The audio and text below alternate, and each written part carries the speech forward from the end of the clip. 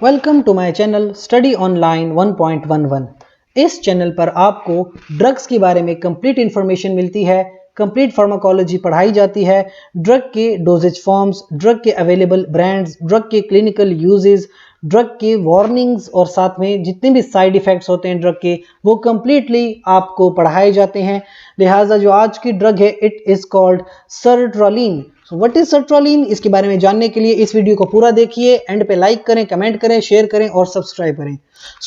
सबसे पहले तो मैं आपको ब्रांड्स बता दूं। ज़ोलोसॉफ्ट एक ब्रांड है फाइजर का, बहुत मशहूर, सर्ट के नाम से आती है। इसके अलावा आपके पास सर्ट्रोलिन हाइड्रोक्लोराइड का जो है सॉल्ट आता है, सर्ट्रोलिन टैबलेट्स जैसे कि साइलिन के नाम से आती है, मुख्तलिफ इसके ब्रांड्स अवेलेबल हैं। डोजेज फॉर्म क्या है? टैबलेट्स जैसे ज़ोलोसॉफ्ट की टैबलेट्स हैं 25, 50 और 100 mg। कैप्सूल्स आती हैं 150 और 250 mg। ओरल सोल्यूशंस आते हैं 20 mg पर ml। क्लिनिकल यूजेस बहुत जरूरी है, खास करके जिन लोगों को मेजर डिप्रेसिव डिसऑर्डर होता है। अब जिन लोगों को मेजर डिप्रेसिव डिसऑर्डर है उनमें इस तरह की टैबलेट्स का इस्तेमाल होता है 50 mg पर ओरल पर डे, और डोज इंक्रीज भी हो सकती है 25 mg एट वीकली इंटरवल। हफ्ते वार आप डोज बढ़ा सकते हैं, लेकिन पर डे 200 mg से आपने ऊपर नहीं जाना होता। कैप्सूल्स में आ जाएं तो वैसे तो कैप्सूल का डायरेक्ट ट्रीटमेंट इनिशिएट नहीं होता, और कैप्सूल वैसे अवेलेबल है 150 mg या 200 mg की डोज में।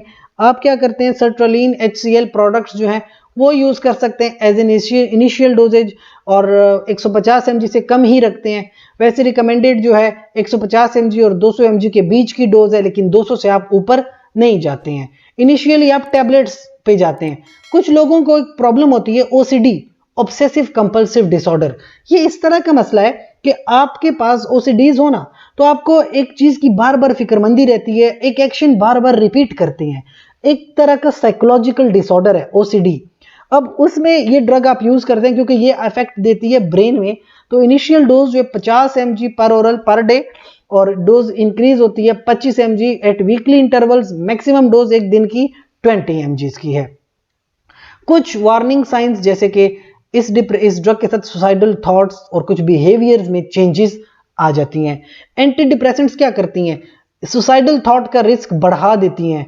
बिहेवियर इन पीडियाट्रिक्स और young adult patients in short term studies ऐसा होता है।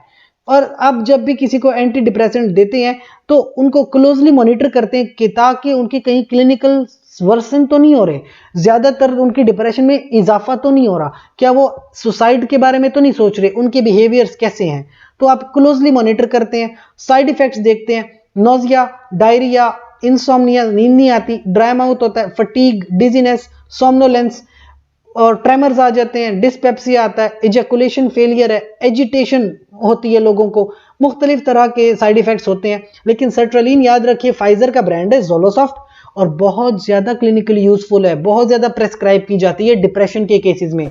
लिहाजा अगर कोई क्वेश्चन है आपका तो कमेंट सेक्शन में जरूर पूछिए। इसके साथ साथ हमारे चैनल को लाइक करें, कमेंट करें, शेयर करें, सब्सक्राइब करें। अपना ढेर सारा ख्याल रखें। शुक्रिया।